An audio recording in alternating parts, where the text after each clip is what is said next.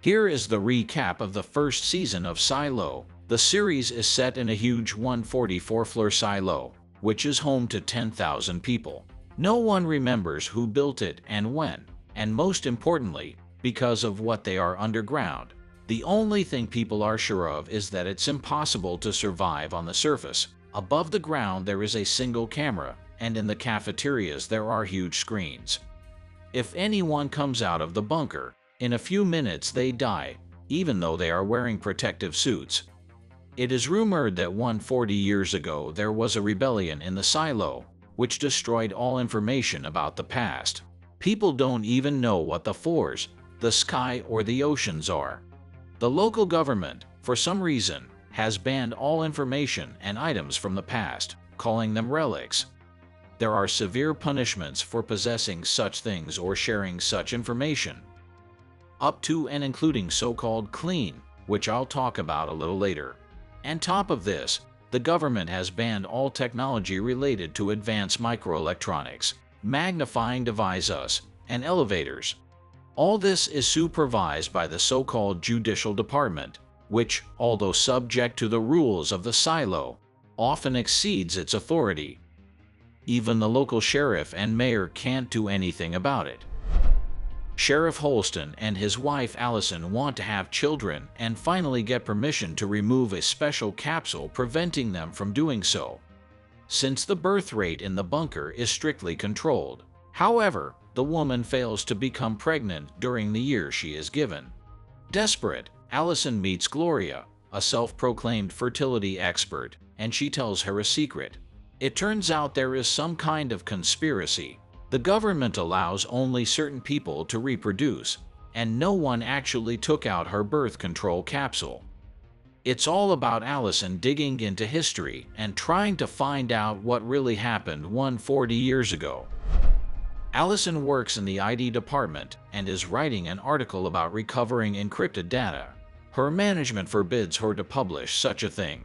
However, computer engineer George Wilkins manages to read it. He contacts the woman and asks to visit him on the lower floors. When they meet, he shows her a relic, an encrypted hard drive. For several hours she tries to decipher it and eventually succeeds. The disk contains a huge amount of data. George discovers a map of the bunker and some kind of tunnel leading from the lowest floor of the asylum that no one knows about. After a while, they find a video clip of the surface. Instead of the wasteland they normally see on the screens in the silo, they see grass, blue sky, and flying birds. Soon Allison begins to lose her mind and tries to tell everyone about the conspiracy. When she is arrested, she tells everyone that she wants to go outside. Now it's time to tell you what a clean is.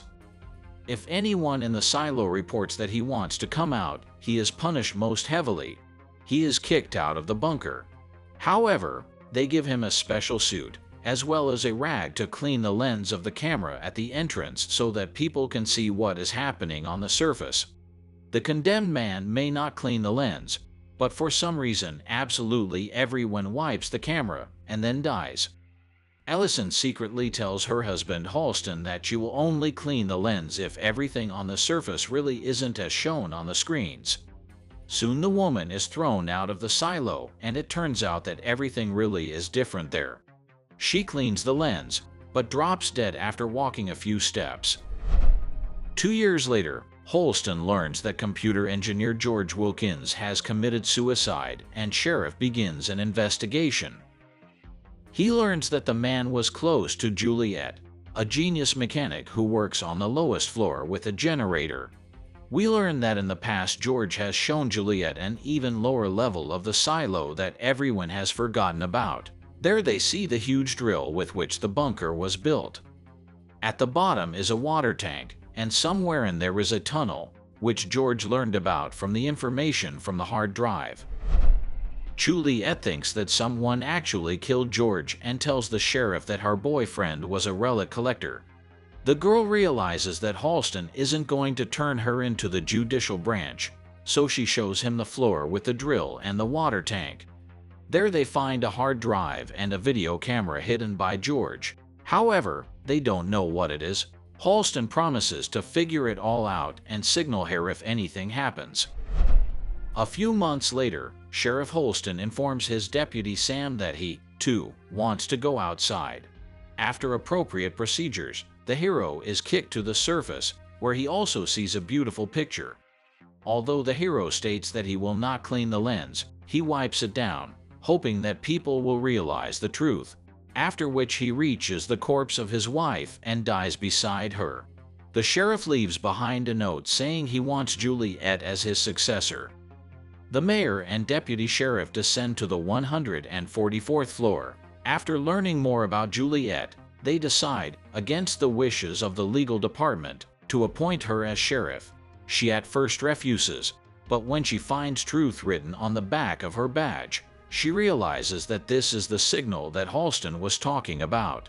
Juliette then agrees to accept the position of sheriff. Before she leaves, the girl gives her old friend George's video camera and asks her to find out what it is. A few episodes later, we learn that such technology is too advanced for the silo, and no one has ever seen anything like it. Also, while fixing the generator, they have to temporarily de-energize the entire bunker, which no one has ever done. Before the lights went out on the dining room screens, people saw a different picture for a moment. Soon someone kills the mayor and the deputy sheriff. Juliette steps into her position, and Paul Billings becomes her deputy. The man, though obsessed with the rules of the silo, is not a bad man whom the heroine begins to trust. Meanwhile, Bernard Holland, the head of the ID department, takes over the mayor's place for a while. Although he does not like the heroine, he cooperates with her. Juliette tries to investigate the deaths of the mayor and a former deputy sheriff, but realizes that the legal department is trying to hush up the case by putting an innocent man on the stand. We also meet Sims, the head of security. Roughly speaking, they handle all the dirty stuff in the silo and are reporting to the judicial department. The heroine finds the real killer, which turns out to be a subordinate of Sims. He kills the guy, pretending he didn't know anything, after which the case is closed. Juliette continues to investigate the death of her lover George and finds his ex-girlfriend from whom he bought the relics. She learns that the heroine is not going to give her up to the law and gives her one of the most forbidden relics, a children's book written before the bunker was founded. Juliette returns to her apartment, and on the pages she sees pictures and a story about the outside world, the ocean, the forests, the stars, and so on. After a moment, however, we see that there are some people watching her through a video camera. They have the entire silo visible on their monitors, and their equipment overtakes what the rest of the people in the bunker have on their heads. It turns out that the group of these people is led by Sims, and he orders his men to start watching the heroine. Juliette continues to investigate and realizes who might know about the hard drive. She finds Gloria, the pregnancy expert from the beginning of the series. However, she is tranquilized by the legal department, which makes it impossible to talk to her. Juliette asks her father Pete, who works as a doctor, for help. We learn that in the past, the heroine's mother committed suicide when the lawmen destroyed the microscope she had constructed. I remind you that such devices are illegal in the bunker. Juliette thought that it was her father who turned her mother into the judicial department, but at the end of the season it turns out that this is not true. Pete helps his daughter bring Gloria to her senses, and we learn that there used to be a secret group of people in the bunker called the Flame Keepers. They were collecting relics and hiding them from the government. Gloria tells us that many people are constantly being monitored through mirrors behind which are advanced video cameras. The elderly woman also reports that the former sheriff hid something in her vent. Juliette then pulls out the hard drive she was looking for. Sims, who comes after her, interrogates the old woman and finds out exactly what the heroine pulled out of the vent.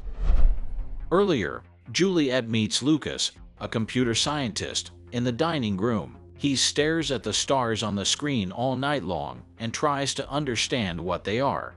I remind you that people do not know anything about the surface at all. In the present tense, the heroine invites Lucas to her place. She shows him the hard drive and asks for help deciphering it. She even breaks a mirror in the apartment to prove a government conspiracy. However, he gets scared and refuses to help Juliette. The heroine escapes from the guards and tries to tell the mayor Bernard about the conspiracy of the legal department, but it turns out that Bernard controls the entire silo and Sims obeys him. They arrest the heroine, but she manages to escape. The guards search Juliette's apartment, but find neither the hard drive nor the book. However, Sheriff's Deputy Paul Billings, who arrives after the searching, finds the well-hidden book. After reading it, the stunned hero keeps one page and burns the rest. Soon the computer scientist Lucas is interrogated and under pressure tells everything he knows. Like the fact that the hard drive had the serial number 18 on it. The same number is also on the key Bernard always carries with him. Meanwhile, Juliette is trying to gain access to the hard drive. She asks for help from an acquaintance whom she previously saved life, and he connects her with a hacker. They then discover on the hard drive a video left by George in which he confesses his love for her. The man tells her he has found the secret tunnel on the lower level and asks Juliette to find it too. Also, the heroes see the footage from the surface. They decide to broadcast the video to the entire silo, but Bernard shuts down the entire system so no one will see the secret. However, a few people in the command center see it. The guards catch the men, but Juliette keeps slipping away from them. Eventually, the villains figure out that she is moving around in a garbage shaft and catch her. The heroine agrees to cooperate and come out to clean, but asks to be told about George's death. Bernard shows her the footage from that day, and we see that he really did kill himself, but did it to protect Juliette. The legal department caught him, and he was afraid under torture to reveal that his beloved also knew about the silo's secrets. The staff prepares Juliette for the clean, but her acquaintances from the lower levels of the supply department tape her protective suit with special, very rare, airtight duct tape. The girl goes outside and sees the same beautiful picture, but something bothers her. The frames are identical to those in the video, right down to the flying birds. She realizes that this is a false picture, and that it is only shown to those who have come to the surface.